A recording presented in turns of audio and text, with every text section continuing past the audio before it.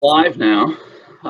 So want to thank anybody that's tuning in. We're going to give it a little while to really get going here because we want some people to sign in. But for those that are watching already, welcome back to Offshore Week here at Anglers. And so I'm joined with a bunch of guests today. This is kind of the big hurrah we've been working up to all week with this live panel. So I want to thank everybody that's joining us. To just do a brief recap of the week. So I wanted to thank Captain Chris Springle, Shimano Pro Staff, who's up north for his Shimano video. That was a really fun time. We had Jeremy Blunt and Bobby Layton come in and do a bait rigging video. Jeremy's with us today. I want to thank Bobby for joining us earlier in the week. And then we also had Brandon Carter with Fathom Offshore. Big thank you to those guys for helping out. We also had, let's see, who else did we have? We had Mike Freegee and Tony Freegee with the Hammer Down talk about swordfish. That was a lot of fun. Let's see, who am I forgetting? Oh, thank you, Lenny, for helping out with the bottom fishing video. So we had a great time doing it, and the videos are online, so you guys can definitely go online and watch those whenever you want. They're going to be on our website, Facebook, Instagram, all that fun stuff. So, but today, we're really excited. We are joined by all these guys that fish out Ocean City. We've got some charter boat captains, private boat guys with us. So wanted to do some quick introductions. So we will start with who I have here. We've got Curtis Campbell. So Curtis, you're on the real estate. So just give us a little brief history of what you do. Yep. We're a completely recreational boat. Fish a lot of tournaments out of Ocean City. It's a 42-foot custom Richie Howe express boat. It's a really nice platform for us. It's kind of a non-charter operation, and we had a lot of fun with it. We fish quite a bit. Nice, absolutely. Yeah, definitely fun to participate in the tournament scene. See you guys on scales quite a bit. So yeah, it's exciting. We've been fortunate. Nice. Yeah. So we'll just kind of go around here. So we have Chris Little, with Talking Trash. So welcome to the panel here. Just kind of give us a brief history of your vessel there.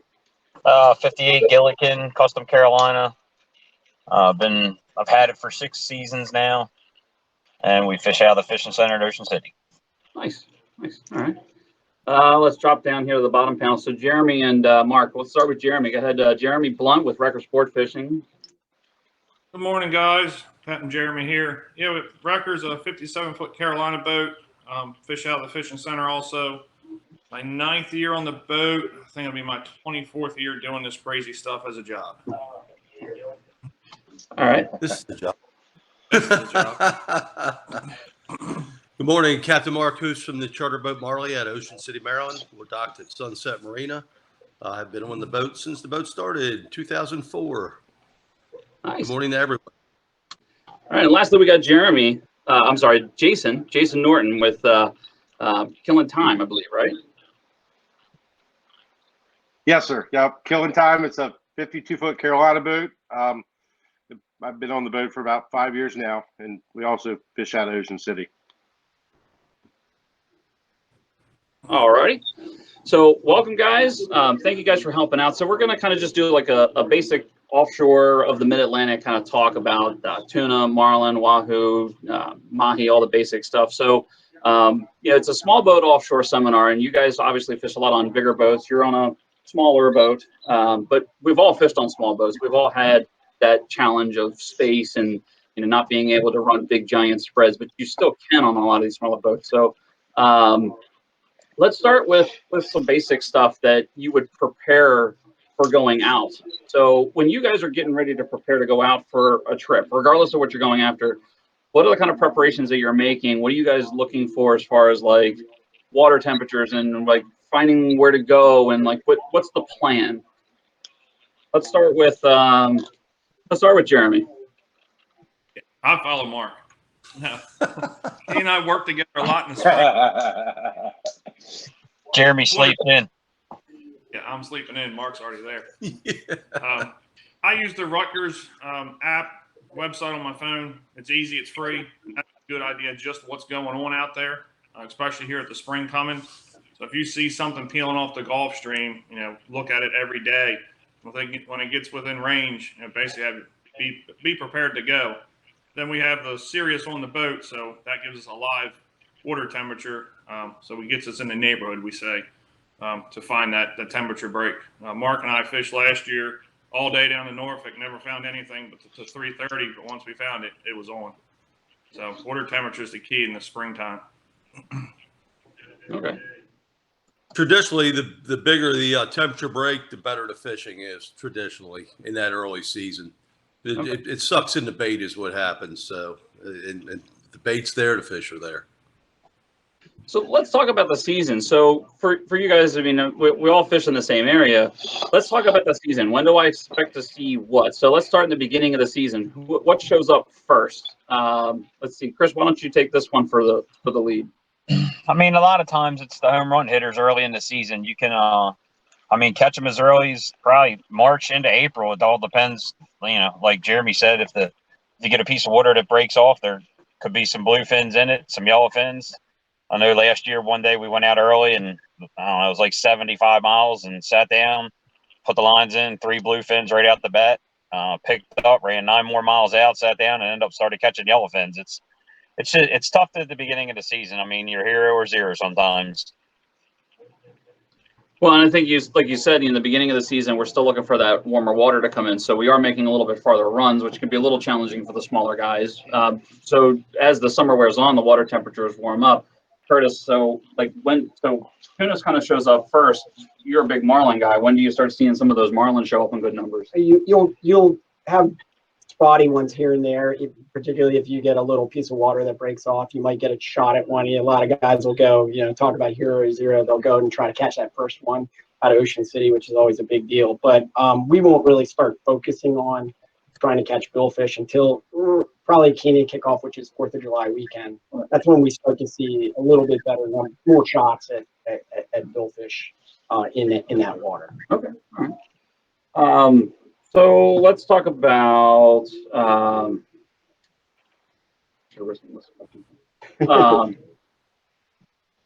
ahead. No. So let's talk. We got a couple of questions here we can jump off of while I'm thinking of something else. So we have Dave who wrote in, how does the moon phase affect tuna fishing? And what is the desired moon phase if it is effective? Anybody want to, let's see, Mark, you got any feelings on moon phase for tuna? Seems like the full moon, a lot of times it's tough, during the day. It seems like the action is real good when the sun basically is coming up that first hour, maybe even less than that. It seems like they'll cooperate, but traditionally it slows down. At least it's a good excuse for us to say why it is slowing down because of the moon phase. But traditionally you will find that it's a little slower during the day. They seem to feed a little better at night during that full moon. And definitely difference. I don't want to say we don't have any good days that's during the moon phase, a full moon, but it does play an impact at times. At least it feels like it does as far as the scenario.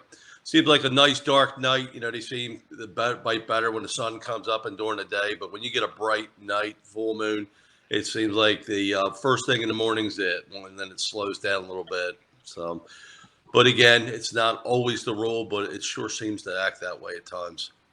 Okay, all right. Let's see. We got some other questions here. So let's talk about dredges real quick. We've got Edmund called in and wants to know, he's running a 27-foot center console with twin engines.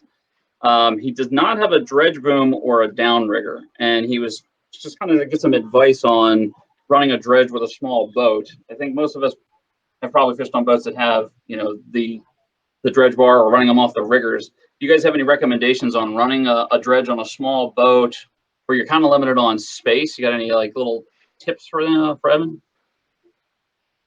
You really got to use a dredge boom. You can't really run them off the riggers on them smaller boats because they're not strong enough to hold them. Yeah. When we before we got the 42 Express, we fished off a 28 Grady weight, and very limited in space and capacity. Didn't have any electronic rails or anything to haul up a dredge well. So we started with not, like a Squid Nation dredge or a real mullet dredge is super heavy. It's almost too hard to pull in by hand. So we used strip teaser dredge, and you can get that down and cleat it off of a halyard cleat on the back of the boat. If you're, if you don't have any other way to do it, that's about the only way to really get it done. Because like Chris said, it'll pull your riggers right down. Yeah, and I agree. I used to fish with a buddy on a smaller boat, and we did the same thing. We just kind of cleated off, like you said, one of those lighter striptease dredges. Not the most ideal, but it'll work. It's Brought plenty of fish up there, striptease or dredge. Yeah, I mean, it'll definitely work in the water. It's I would recommend that you definitely invest in the some kind of help get them spread out a little bit.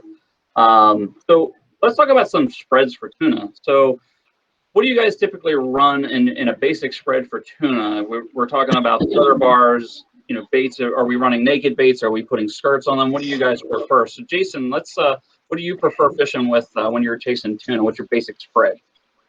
I typically like, 7 or 8 ballyhoos with skirts, and then, 2 or 3 spreader bars, sometimes a couple daisy chains, just, plastic baits, just stuff like that. Okay. All right. Chris, like sea witches and, small islanders for your ballyhoos, and then, just spreader bars and. Okay. Are you pulling dredges when you're fishing for tuna? Not usually. Every now and then I'll pull one, but typically no. So I know a lot of guys that do, but I do not. Okay. All right. Chris, what about you? What's a basic spread for you that's worked well? Yeah, we run a lot of rods, so basically if they make it, we're pulling it. Usually 3 to 5 spreader bars, couple daisy chains. Yep. We run like 17 or 18 rods at a time. So wow. Basically we got them mixed out there. Obviously I think every fish in the ocean will eat a blue and white islander. So if you don't have that out there, then you're at a disadvantage. Yeah, it's definitely a popular one. Mark, what about you? You kind of concur with these guys? You do anything differently? Oh, no, they're absolutely. We're all on pretty much the same page. It seems like earlier in the year, when I like to pull a lot of plastic early in the year. I can control a little faster, cover a lot more water. If they seem to dominate the meat, then I'll switch over. I always do have the meat out there also, and we'll pull it. But I let the fish dictate what's going to happen, what they want for the day. Yeah. Color-wise, bait-wise. One day you catch more on plastic, the next day you're catching more on meat. It seems like when the water warms up some and we have to slow down a little bit, we're not covering as much and we're working more areas that are either a rip or bait or something like that, some type of edge. Then I may put more meat out. But I'll let the fish dictate it. I'll start out with a basic spread, that we have daily, and then, we'll see. I mean, you get 5 bites on a spreader bar, well then, and no bites on anything else. Obviously, you better put some more spreader bars out.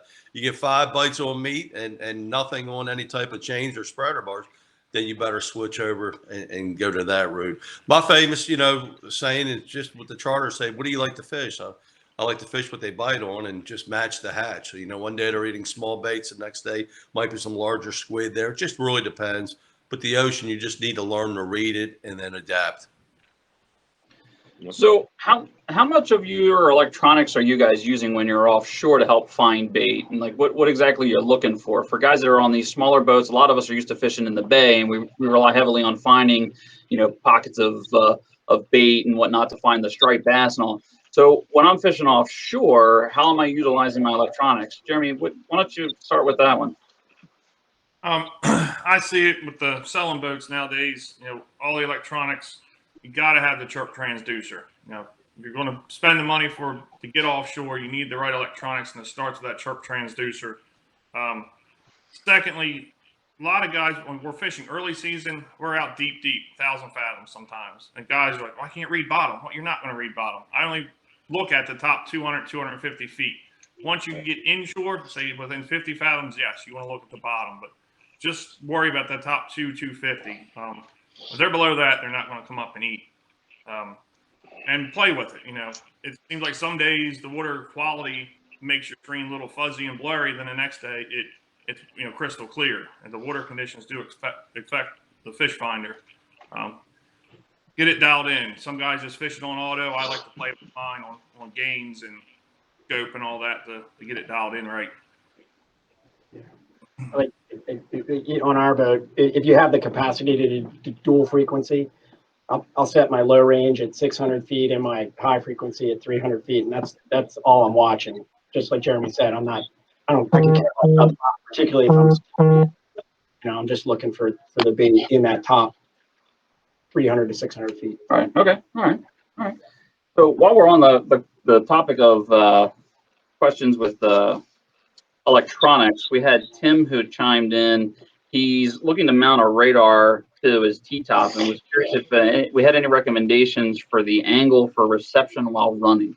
We don't really deal a lot with electronics, but do you guys have any suggestions on how to mount that for any that kind of stuff? Matters on the hardtop design. I'm familiar with the regulators and stuff that we sell, and they have a little notch in the hardtop so that when it needs to be angled level while the boat's at speed is the main thing.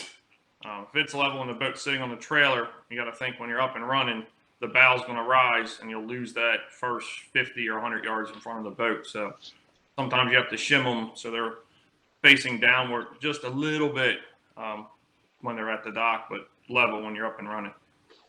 Okay. A few years ago, we got a new radar on the boat, and we had to change the platform that it was on just for that reason. We weren't seeing as much as we should have been, and a simple leveling shim took care of the problem. Okay. All right.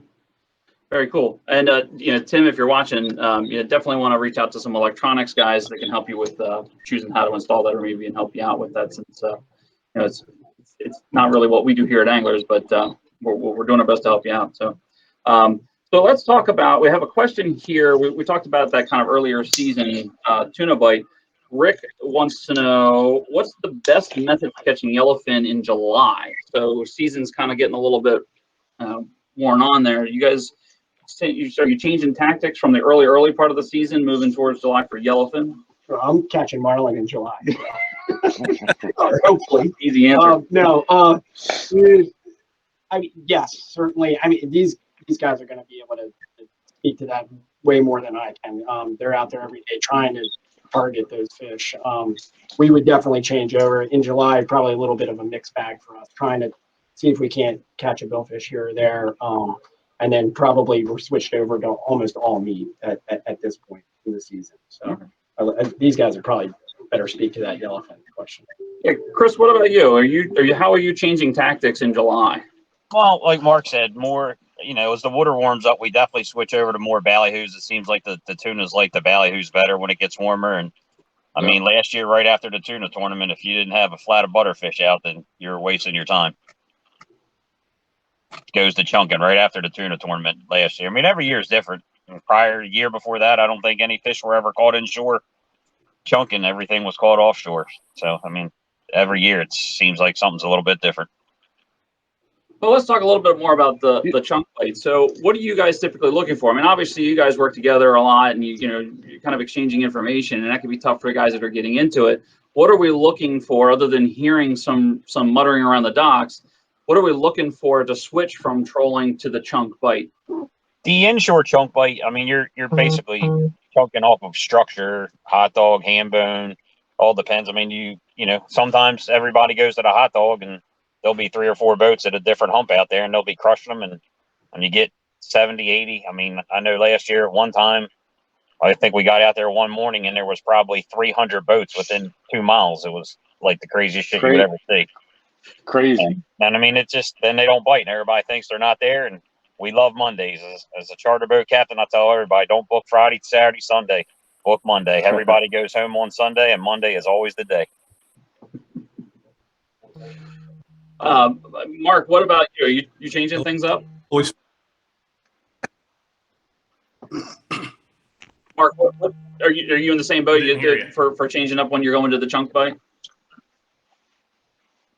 We do. Normally what happens, it seems like the water warms up. Sometime in normally July, it makes a big transition from offshore to inshore, meaning you're out in early season, normally over 100 fathoms. When you start, you could be 150 fathoms, 100 fathoms, 500 fathoms, 1,000 fathoms. But traditionally, normally in sometime in July, beginning of July, there's going to make a transition. It could be late June. It's all water temperature variant. The more that water mixes inshore and offshore, the more the fish deep scatter out. That's why I say that early season, it's always good to I don't know what happened there, but Yeah. still hear me? Yeah, I can hear you. Okay, that early season, that's why I say it's really imperative to find those real hard breaks. But as the summer warms up, the water blends, and when the water blends and it seems like the temperature starts to blend, there's not as much fluctuation. The fish seem to start going inshore.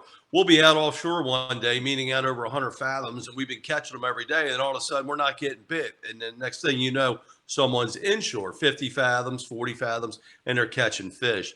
So the temperature's warming up. Once it seems like it gets in that upper 70s, they'll quit biting that troll bite, and at that point, you start seeing some bait on some of the structure.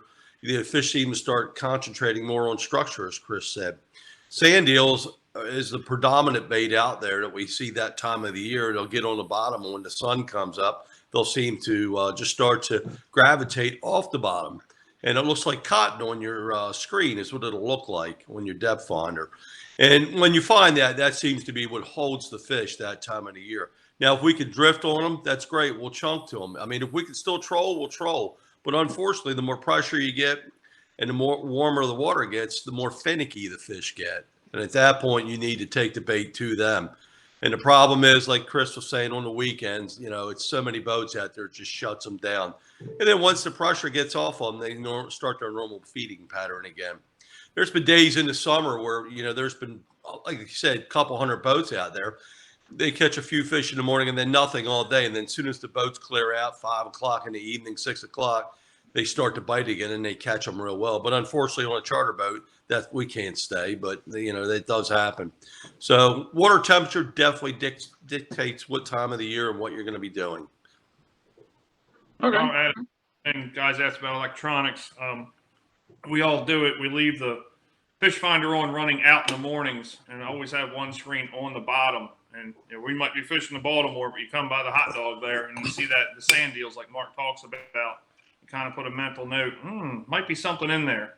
So always have your fish finder on the bottom as you're running out, so you get a clear picture of what basically what you're running over. And when we see that bait, we see the water temperature. A lot of times we'll see the whales in there. Somebody inevitably will go in there, be the proverbial hero or zero. And once it happens, we all kind of jump ship and do it. Okay. All right. So, Jason, I want to talk. We've talked about changing tactics with baits and different times of the year. When you're tuna fishing, this is kind of basic stuff, but let's talk about rods and reels and then like how we're rigging them. So, are you using all 50s? You using all 30s? A mixture of both? Like, what kind of tackle are you typically using? Typically, we're using a mixture of 50s and 80s. Okay. And just tip wind on leaders, and then just snap swivels for spreader bars and daisy chains, stuff like that. Okay. Jeremy, what about on the wrecker? Are you guys typically running the similar spread? You guys change things up any? We're 50s and 80s also. We have 80s are designated spreader bar rods. We fish them a little heavier main line and heavier leader on the 80s. I traditionally get 4 rods upstairs. The long riggers are 80s. The center rods are 50s. Then downstairs, Bobby has all 50s and 80s mixed in. When you get covered up on them, you need to have the 80s, or we'll get them to the boat quicker than the 50s. Don't really screw with the 30s until more we get that mix August fishing, where you never know, you get a white marlin, a tuna, and a wahoo at once. So you won't kind of have what I call the kitchen sink out there with a mix of everything. So, Chris, what about leader size for yellowfin versus bluefin versus big eye? Like, when are you changing your leaders for those species? What's like the range of leaders that you guys use in pound test wise? It's all. From setup start to finish, you can catch big fish on light leader. You just have to have your drags right. Early season, I think you can get away with heavier stuff. We usually run 120 pound fluoro on most of our stuff, and as the summer goes on, you might have to go down to 80. You have to be careful. And from my experience, like when the bluefins get in there, sometimes like mid-June, I've had a tough time. Like if we try to run 80 pound fluoro and you run them way back there, sometimes you get the bite and it'll break right off because it's just you got so much drag in the water. And the lines are so far back there when you're trying to catch bluefins. It's a little bit tougher to be light leader with those. Okay. Mark, for you, what about leader length? Do you guys go with a particular leader length that you like? Does it change during the season at all? Are we using real long leaders, shorter leaders? What's the approach there? On the leader, the fluorocarbon, we like to keep it, excuse me, long so we have a nice wind on leader. As far as a preference in size, the longer the better because we're charter fishing and we can cut the ends off daily, recrimp, that type of thing. So really, it's really no, I guess, desired length on that. You might have 30 feet on there. It could be 50 feet. A lot of the well, I don't want to say a lot. Some of the tournaments, they eliminated the IGFA length on it, and they just went to an unlimited. So that really, it's nice getting that wind on leader on the spool. So it makes it a lot easier. So, I mean, the whole thing in charter fishing, just trying to, maintain your equipment and, get the most out of it. So the leader, if we could just keep cutting pieces off and the leader's not fatigued, that's great. Obviously, trolling, we can keep it a lot longer. Chunking, it'll get frayed up or it'll get coiled up, that type of stuff, get a lot of memory in it. We have to definitely cut leaders off daily on that. And again, on the chunking, it's more of a critical factor at that point. Sometimes they are leader shy. You might have to reduce your leader, go down to 30 foot, 40 foot. It just depends on the whole thing. So obviously having a wind on is critical when you're chunking. When you're trolling out there, it's nice to have a wind on. Doesn't always have to be that way. It's a little easier on the mate if you have a longer arm mate, taller mate. The little short arm guys and stuff, they have a tough time, with long stuff when you have a snap swivel on it. So they got to keep wrapping it. But, if it's a wind on, it's much easier. So really depending on the size of whoever's in the cockpit is going to play role into what you want on spreader bars and chains. When it's a wind on, it really doesn't matter. Okay. All right. What about chunking? So, it's kind of like this industry known thing that you go down to like 30-pound fluorocarbon when you're chunking. How often are you guys going down that light? You start out a little bit heavier, and if it's not working, then you switch. Like, what's the tactic for leaders on chunking, pound test wise? I usually like to do, start off with, a couple 30 pounds, a couple 40 pounds, and a 50 or 60 pound, just to kind of see where things are. Me personally, I like to, keep it 40 pounds if I can, but sometimes you have to go down to 30. Okay. Jeremy, what about you? Traditionally, when we're chunking, Bobby gets the light tough. We try not to go below 40 on my boat, but he'll start with 40, and I'll start with as high as 60. And the one thing I noticed last summer, once they start biting, I mean, you can get them eating out of your hands. Don't be afraid to throw that 60 back out there. I mean, they'll eat the 40 right out of your hands. They get in that frenzy. Throw that 60 out there, and man, it makes so much difference to have that extra leader. But some days you got to just go to 40, but I really hate going less than 40. It's really, but if you can get them. Some days you got to go to 30. Yeah. You get them on 30 eating out of your hands, I'll be amazed. Throw that 60 out there. They're in such a frenzy, they'll eat it too.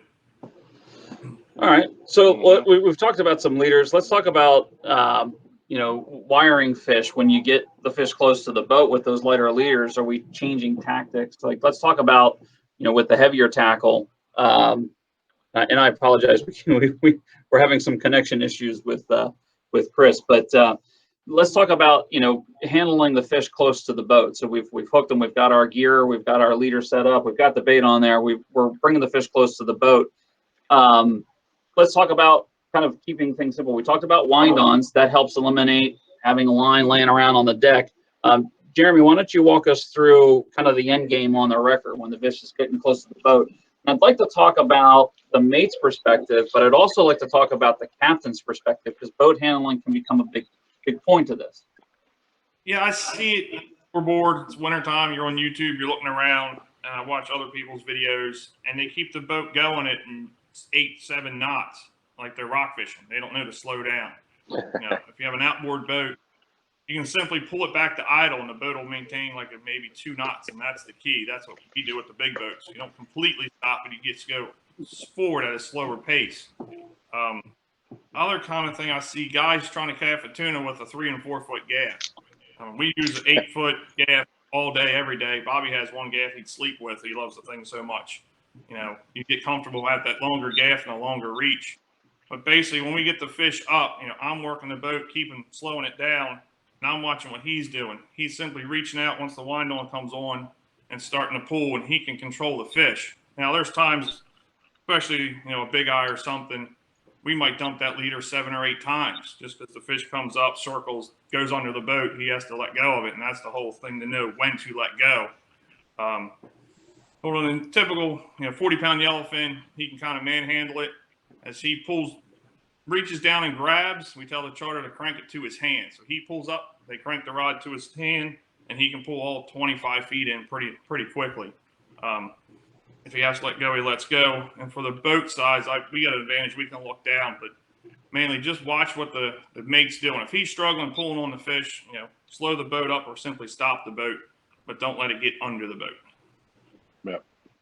Yeah, we just like Jeremy said, as long as we got a little bit of forward motion, keep that momentum going. That way, we find that it's a lot easier to manage a fish, particularly if it's a decent sized tuna or something like that. It's also important to know, because it's dangerous, that your angler needs to be told to continue to wind on that slack to the point they can. Now, obviously, if the snap swivel's already to the tip, you can't do much about that. But hopefully, there's not a lot of leader line on the deck.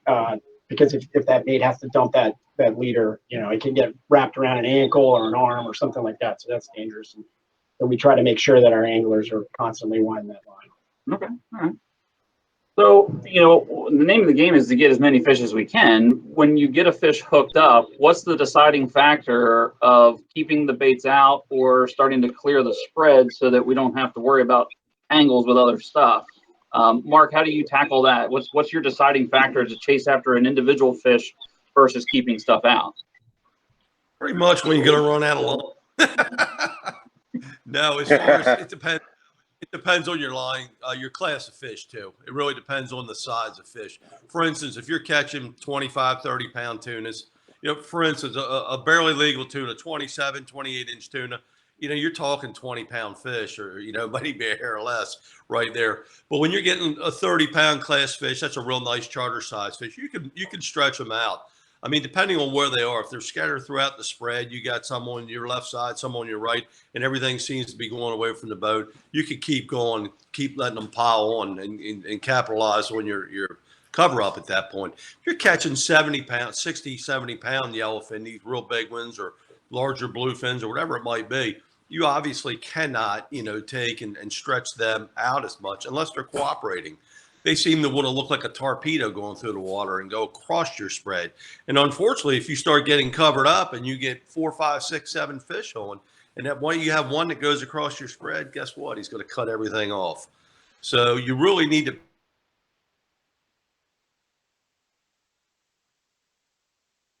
Okay. But my rule of thumb, honestly, I'll keep stretching them out till I start getting low on line, as long as they're still biting, you know, and it's not going to be a hindrance to what I already have hooked up. So it's just maximize your jump at that point and capitalize on a situation. For instance, we got hit 2 years ago up into Wilmington. We got covered up. Every rod went down, and we had big eyes. Luckily, they were small big eyes. We ended up killing 13, you know, out of I believe 16 fish. But they were smaller fish, and they cooperated. They went straight out the back. But it could have been disastrous. They could have, you know, started going side to side, and then at that point, you may not get any or just a few. So it really, again, depends on the size of the fish and which direction they are going. And honestly, when you get hit, is the boat in a turn when you get hit? Are you straight? You know, that plays a lot of factors in on what you're going to do. Okay. So let's switch focus and talk about some of the other meat fish. You know, while we're out there going after something like mahi, or dolphin. So, Chris, are you doing anything specific when you're targeting these? I mean, I think a lot of the time they tend to be somewhat of a bycatch. I mean, we get lucky when we catch one and just kind of put it in the box. But if you go out and you want to target them, how are you approaching that? Are you if I was going to target, I mean, I really don't ever target mahi unless, you know, later season they get piled up on the balls out there and the gear and stuff, and we run to that. And even like if you can get a big weed line, I mean, put some smaller baits out, you know, some smaller lures, little chuggers or something. I mean, they'll pretty much eat anything that's out there. It just gets frustrating it's frustrating to me, just like on Marlin, when I'm trying to go tuna fishing, they screw your baits up. You got your ballyhoos out there, and they're whacking at them, tearing your shit up, and it's not fun. I got you. All right. I know Curtis is laughing. Send them my way.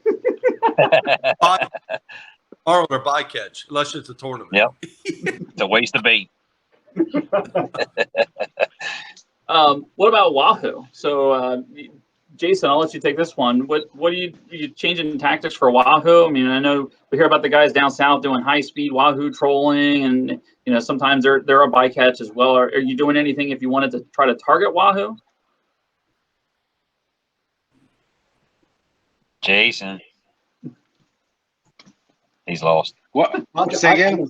Because we do something. Wahoo, Jason. How you catch wahoos? Oh. No, not really. Just mainly pulling wire. Especially down here, like in Charleston. You're pretty much fishing the same spread. You're just implementing wire in your leaders. Okay. Yeah, we late in the season sometimes if it's a slow day offshore for billfish or whatever, we'll do a long troll home LTH on the way in, and once we get into shallower water when it's late in the year and we know the wahoo are around, we'll instead of having our blue marlin plugs on the shore riggers, we'll just throw out basically 2 wahoo weighted lures, and it's amazing how many bites you get on that. Not even fast trolling. Okay. Like just going your normal trawling speed, so you can still kind of maybe if there's marlin around, you still might get those bites. We've had blue marlin come up and eat those wahoo lures, but it's amazing how you can save a day if it's been a slow day by coming inshore a little bit and putting out a little bit of a wahoo. Okay. Nice. So let's change focus, and we talked about most of the meat fish. Let's talk about marlin. It's one of your specialties, and you like going after white marlin a lot, and blue marlin as well. So what kind of spread are you running for white marlin? Does it differ from tuna? Is it explain the spread? What are you doing? It differs dramatically. From a gear perspective, we're using substantially smaller gear. We'll troll with basically 4 16 class what we call dink rods with 30-pound leader, 60-pound wind-ons. There's no cramps, everything's tied, and then those will have naked ballyhoo. Occasionally we'll run one skirted bait off of a long rigger. I like to take a rod up in the tower with me. I don't have a bridge like these guys, but I'll take a rod up to the tower and we'll run a 5th dink rod down the middle sometimes. And it's shocking how many bites we get on that. And then on the short riggers, we'll run 2 plugs, 1 on each side. And then, of course, we have teasers, which are squid chains, and then 2 dredges. Usually one's an artificial dredge, and the other dredge is usually a all natural ballyhoo dredge. Trolling 6.5 knots. If it's a really good bite, we might drop it down to 5.5. So that's the gear. And then, if we get into a good bite, obviously the goal is to try to catch as many of them as we possibly can. And the best teaser for marlin fishing is a hooked one on the fish. So we're gonna hopefully, if I can stay disciplined, which is incredibly difficult sometimes, because you want to catch that one. And so the first one's always tough, but if you can get that fish on and get into a turn, and hopefully you'll get another bite once you're in that turn. So we're not pulling anything in. We're actually putting baits back out when we get a fish on the line. Let's talk a little bit about pitch baits, because it's a term that's used a lot. How does this differ? Can you kind of explain like a pitch bait and how you would use that versus having your baits already in the water? Yeah. So typically we'll keep 1 more dink rod in reserve with the ballyhoo already rigged on it. And then oftentimes, particularly if it's a tournament, we'll have 1 larger bait, either a horse ballyhoo or a mackerel or something like that, hooked up to like a stand-up 30-pound or 50-pound outfit for pitching to a tournament. Hopefully my guys are all on a rod and they're using the rods that are already deployed out in the spread. One of the things that you'll see some guys do is somebody will go and grab that pitch rod, but there's the fish get confused when they're in the spread. You throw too much out there, you're going to probably lose that fish. It's a little counterintuitive. These guys, when they're tuna fishing, they want to have as much gear out in the water because that school tuna comes up. They're going to hopefully just pile onto everything. Marlin, they're going to come in. They're going to look at 2 or 3 different baits. If you're throwing more options out to them, it confuses them and they tend to go away. So if let's say they've come up, they've hit your short rigger or your flat line, excuse me, and maybe you missed it or the bait's messed up or whatever, we'll get that in and then pitch out the pitch bait to the fish if he's still in the spread. Okay. All right. So, Mark, Mark, what about blue marlin? Are you doing anything different with blue marlin being a bigger species over white marlin if you're going after billfish? Most of the time, they're a whole lot of fun. I do like catching them. Most of the time, I'm going to say probably at least 50% of the time, they just come in and pile on. You think it might be a tuna bite. You just don't know. It just comes in and bam, it eats your bait. And you hope he eats the right one. You obviously need heavier tackle. We do keep a pitch rod, as Curtis said, there for blue marlin. We'll keep it right on the side there and have it on an 80. And that way, if you see him come up in the spread, all you want to do is try to keep your small stuff, your dink stuff, away from them. You don't want them eating that, or you're going to have a long day ahead of you. You could ask Chris about that one. But he had that happen last year. He was on one for a long time in the morning and ate the wrong thing. But no, as far as going out and targeting strictly blue marlin, doesn't happen a whole lot in Ocean City. Was quite a few caught last year. The most we've ever caught, we caught 3 one day, and believe it or not, they were all on tuna lures, and we were actually tuna fishing. So you never know when they're going to show up. It is nice when they do show up because they are. Hopefully we're back. I apologize about that. We had a little technical issue there. It just shut down on us. So sorry about that, guys. So let's jump right back into blue marlin. So Mark, you were talking about blue marlin and how you would kind of differ from white marlin. Why don't you kind of pick back up there? Pretty much the blue marlin. I mean, it's a bonus round. I always call it in Ocean City. We really don't target it. Charter fishing. I mean, there are boats that will go out or ourselves during a tournament and target them, but traditionally there's not enough of them around here. A great year in Ocean City. I mean, if you catch a half dozen blue marlin, that's a great year. I mean, the most I've heard of, you get a dozen or something like that. Most of the time we see them or catch them is when we're out there trolling and they eat the tuna baits. But most of the time, well, at least 50% of the time, they'll come up and just eat like a tuna. It's just an explosion. They eat your bait, and you don't even realize it till he jumps. Other times, you will get them in the spread, and the trick is at that point, don't let them eat your dink baits. You try to get them on something that's capable of handling him. We do keep, especially in the tournaments, we do keep a pitch bait, on an 80 for just a blue marlin. And the best thing that could happen is him come up on a teaser, and you just switch him right over to your pitch bait. I mean, if you do get hit, it does happen. You'll hit the wrong bait. You could ask probably Chris on that one last year. I know he had an experience or so with it on the blue marlin. They eat the wrong thing, and you end up spending, I don't know, how long were you on that fish, Chris? It was quite a while. About an hour and 45 minutes. Yeah. Yeah, it's just, unfortunate when that happens, it's on the wrong bait, but at that point you have no choice. I mean, if you're charter fishing, if the charter wants to deal with it, great. If you're in a tournament, it's a killable fish. Obviously, you're going to do everything you can to try to land the fish. If it's a smaller fish, then at that point, if you're not worried about release points, you're just going to, tighten right up on them and break them off. So it really just depends on what your task is for the day. So let's talk real quick about tournaments. So, a lot of the times small boat guys, we're going out there and we're going out for fun, but, there's more, there's plenty of tournaments throughout the season that we guys can get into. And, tournaments like the White Marlin Open have added small boat categories, kind of entice small guys to get out there and participate in these. So when it comes from, your charter fishing or fun fishing to tournament time, how much stuff are you changing for the tournament? What are you upgrading on your tackle? What are your tactics changing? How much of it is different than just a normal day of fishing? Curtis, why don't you take that one? Yeah. So we try on our boat, we try to fish the same way consistently because that builds up our teamwork and everybody kind of knows their role and all. In preparation for a tournament like the White Marlin Open or the Mid-Atlantic or one of those, We'll change out our lines, put all new leaders on everything, just make sure all the gear is brand new so that we don't have any technical malfunctions.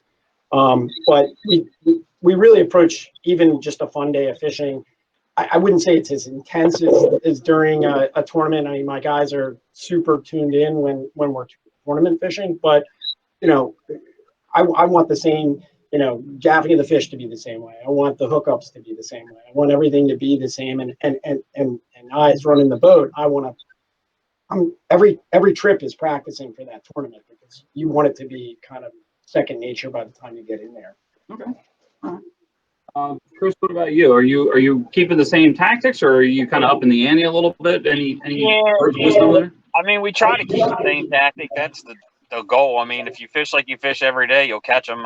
Some people get all caught up in a tournament and change everything around and then wonder why they don't do good. Just go out there and fish. I mean, most of us fish pretty much a lot of days in the summer, and you just get used to fishing one way. Just stick with it if it's working for you. We redo all our lines, backing everything for all the tournaments, and then other than that, because we basically use the same stuff that we charter with every day. So we just reline everything, new leaders and, new hooks, everything all new, the week of the tournaments. But other than that, we just try to do what we do. I mean, we go out and catch fish every day. So there's no sense of trying to change what we do. Jeremy, so if I'm fishing in a tournament, what's your tactic for, like, let's say we're fishing the White Marlin Open and everybody wants to catch the big white. Are you always going after the big white, or are you kind of focusing on the other categories? When do you switch over throughout the week? Like, what's your school of thought on that? We always start, marlin fishing. You want that big white, and change tactics as the week goes on.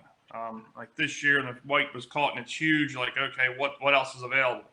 The one tactic we did this year, the White Marlin Open, added that on the board Calcutta.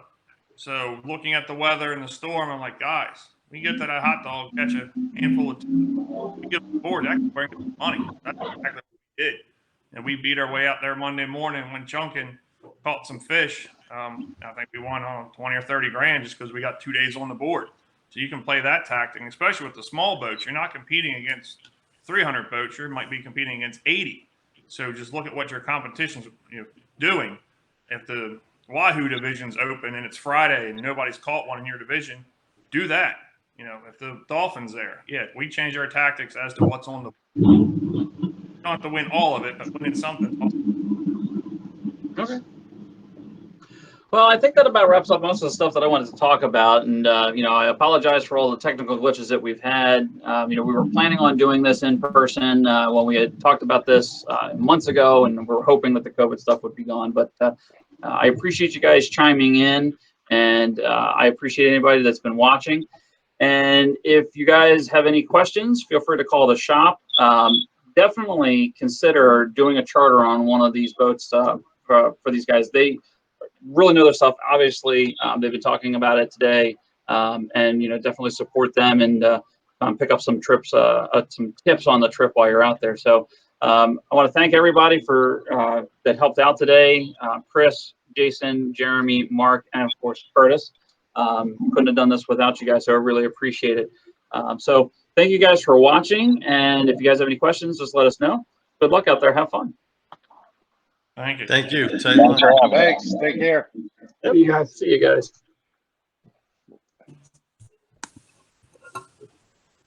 All right, so it stops